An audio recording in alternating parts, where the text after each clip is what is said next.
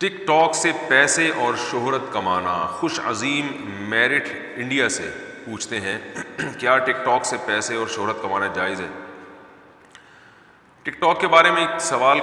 کئی مہینوں سے لوگ پوچھ رہے ہیں، تو مجھے اس کی چونکہ پوری طرح تحقیق نہیں تھی تو اس لیے میں جواب نہیں دے رہا تھا. اب جو تحقیق ہوئی ہے اس کے حساب سے ٹک ٹاک صحیح بھی ہو سکتا ہے، غلط بھی ہو سکتا ہے. ایک اپلیکیشن ہے جس میں آپ ایک ایکٹنگ کر کے لوگوں کو اپنی طرف مائل کرتے ہیں. تو اگر وہ ایکٹنگ ہے، ایکٹنگ برائے ایکٹنگ ہے اور لوگوں کو پتہ ہے ایکٹنگ ہے، اور اس سے کوئی آپ اچھا سبق دے رہے ہیں، اچھا میسج دے رہے ہیں، یا مزاح برائے مزاح ہے جس میں کسی کی توہین نہیں ہے، دل شکنی نہیں ہے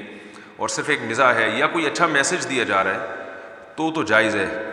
لیکن جو زیادہ تر اس کا استعمال ہو رہا ہے بیہودہ چیزوں میں ہو رہا ہے. لڑکیاں بالکل بے پردہ ہو کر اپنی فحش تصاویر لگاتی ہیں، فحش نہ بھی ہوں تو جوان لڑکی کے لیے اس طرح سے لوگوں کو اپنی طرف مائل کرنا ایکٹنگ کے ذریعے یا کسی بھی طریقے سے، یہ بالکل حرام ہے، ناجائز ہے. تو ٹک ٹاک میں اگر کوئی فحش چیز کو آپ پروموٹ کر رہے ہیں یا اس کا پیش کرنے کا طریقہ ہی غیر شرعی ہے، یعنی اس میں فحاشی ہے، تو وہ ناجائز ہے. اور اگر اس میں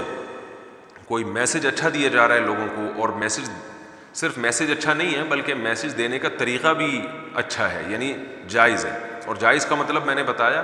کہ یہ ضروری نہیں کہ ٹوپی اور پگڑی پہن کے ہو، بلکہ جائز کا مطلب یہ ہے کہ کوئی مزاح ہو، یا جیسے میں نے بتایا جو پرینک آتے ہیں ان میں ہلکا پھلکا مزاح اگر اس پرینک میں ہوتا ہے، اور اس میں کوئی بہت زیادہ کسی کو، کیونکہ بعض پرینک ایسے ہیں بندے کی موت ہی واقع ہو گئی، انسان ہی مر گیا اس میں، ایسا ڈرا دیا اس کو، تو ظاہر اس طرح کی پرینک بھی جائز نہیں ہے. تو جس طرح پرینک میں کوئی مزاح ہوتا ہے جس میں بے حیائی بھی نہ ہو اور تھوڑی دیر کی ایک تفریح ہوتی ہے، تو اس حد تک اگر ٹک ٹاک میں کوئی ایکٹنگ کرتا ہے اور لوگوں کو اپنی طرف مائل کرتا ہے اور پھر ایک کوئی میسج دیتا ہے، اچھا میسج یا اچھا نہ بھی ہو، کم از کم ایک جائز میسج ہو، یعنی ایک جائز پیغام دیا جا رہا ہو جائز طریقے سے، تو پھر وہ جائز ہے. لیکن عام طور پر جو ٹک ٹاک میں ہو رہا ہے وہ ایک بیہودگی ہے. جوان لڑکیاں اپنی طرف، یعنی اپنے ویورز بڑھانے کے لیے یا اپنے آپ کو دنیا کے سامنے ظاہر کرنے کے لیے جس بیہودگی کا مظاہرہ کر رہی ہوتی ہیں وہ سب کو پتہ ہی ہے. تو یہ بالکل حرام ہے، ناجائز ہے. قرآن مجید میں اللہ تعالیٰ کا ارشاد ہے ان الذین یحبون ان تشیع الفاحشۃ فی الذین آمنوا لہم عذاب علیم فی الدنیا والآخرہ. جو لوگ بھی اہل ایمان میں بے حیائی کو پھیلاتے ہیں ان کے لیے دنیا میں بھی دردناک عذاب اور آخرت میں بھی. دنیا کا دردناک عذاب یہ حکومت کی ذمہ داری ہے، یعنی اس آیت میں اللہ نے بتا دیا کہ حکومت پر لازم ہے کہ ان کو دنیا میں عذاب دے. اب چونکہ حکومت پورے طور پر شرعی حکام کو فالو نہیں کرتی، لہذا دنیا میں تو یہ لوگ سزا سے بچ رہے ہیں، لیکن اللہ نے فرمایا کہ آخرت میں سزا بھی ہے اور وہ سزا بہت شدید ہے. تو ان لڑکیوں کو خاص طور پر جو اس طرح سے بیہودگی کو، بے حیائی کو پروموٹ کر رہی ہیں، ان کو اللہ کے عذاب سے ڈرنا چاہیے. مسلمان عورت حیا دار ہوتی ہے. اور میں یہ بھی آپ سے عرض کر دوں کہ میں نے تو اب دنیا کے ملکوں میں سفر کیے ہیں، یہ جو جوانی میں اس طرح کی جو مستیاں ہیں جو ٹک ٹاک کے ذریعے یا اور دوسرے طریقوں سے آج کل جو لڑکیاں جو کچھ کر رہی ہیں، تو یہ ایک ذہن میں رکھیں کہ بہت جلد عورت کا حسن جو ہے نا بہت جلد ختم ہو جاتا ہے. باہر ملکوں میں سفر ہوتے ہیں تو بڈھی بڈھی عورتیں چڑیاں پہن کے گھوم رہی ہوتی ہیں، اس قدر گھن آ رہی ہوتی ہے ان عورتوں کو دیکھ کر، اور ترس آ رہا ہوتا ہے کہ ان کی جوانی گزر گئی،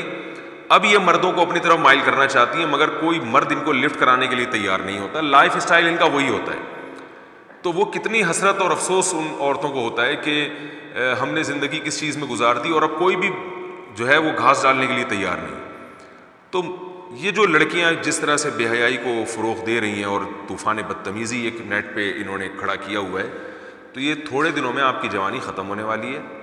اور پھر آپ کو کے پاس حسرت اور افسوس کے علاوہ کچھ بھی نہیں ہوگا. ہم نے دیکھا ہے مسلمان بوڑھی عورتوں کو بھی بڑھاپے میں تسبیح میں لگی رہتی ہیں، نماز میں لگی رہتی ہیں، کیونکہ جوانی میں یہ کام کیا ہوتا ہے. یہ جو آج کل کی جو نئی جنریشن ہے اس کا بڑھاپا پتہ نہیں کیسا گزرے گا. ان کو بڑھاپے میں بھی وہی شوق ہوں گے تو وہ صرف ایک ٹھڑک باقی رہے گی مگر یاد رکھیے وہ شوق پورے ہوں گے نہیں.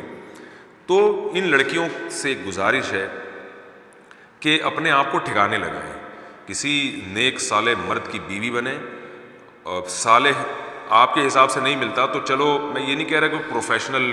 کوئی بالکل ہی 100% سر کے بال سے لے کے پاؤں کے ناخن تک کوئی دیندار ہو، کوئی بھی شریف آدمی آپ کو اگر ملتا ہے آپ اس سے نکاح کر کے زندگی گزاریں، اپنے آپ کو کسی ٹھکانے لگائیں. یہ مستیاں تھوڑے دنوں میں ویسے ہی ختم ہو جائیں گی اور لڑکوں کا کام ہے چسکے لینا، وہ تو جو ہے وہ دوستیاں بھی لگائیں گے لڑکیوں سے اور چسکے بھی لیں گے اور نقصان آپ کا ہے۔ تو اس طرح کی ایکٹیویٹیز میں اپنے آپ کو اور اپنی جوانیوں کو برباد کرنے کے بجائے آپ کو چاہیے کہ اپنے آپ کو ٹھکانے لگائیں، کسی شریف آدمی سے شادی کر کے بال بچے دار والی زندگی گزاریں جو شریف عورتیں ہمیشہ سے کرتی رہی ہیں، اور پھر امت کے لیے کوئی بھی اچھا میسج آپ دینا چاہیں تو شرعی پابندی کے ساتھ وہ میسج دیا جا سکتا ہے۔ اس کے لیے انٹرنیٹ کا بھی استعمال کیا جا سکتا ہے اور اس کے لیے اور بھی جو بھی ذرائع ہیں، تو جائز تفریح بھی شریعت میں جائز ہے، لیکن یہ جو بے حیائی ہے اس کی آپ کو دنیا میں بھی بہت بھاری قیمت دینی پڑے گی اور آخرت میں بھی۔ شاعر نے بڑا اچھا کلام کیا، رنگ رلیوں پہ زمانے کی نہ جانا ہے دل، یہ خزاں ہے جو بانداز بہار آئی ہے۔ بعض دفعہ خزاں ہوتی ہے، بعض دفعہ طوفان آنے والا ہوتا ہے نا، تو سیلاب آنے والا ہوتا ہے یا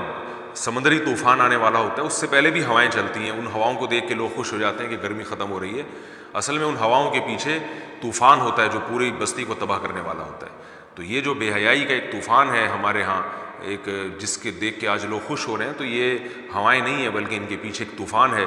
جو پورے معاشرے کو لے کے تباہ کر دے گا، اور آخرت کا عذاب تو بہت سخت ہے۔ رسول اللہ صلی اللہ علیہ وسلم کی صحیح حدیث ہے،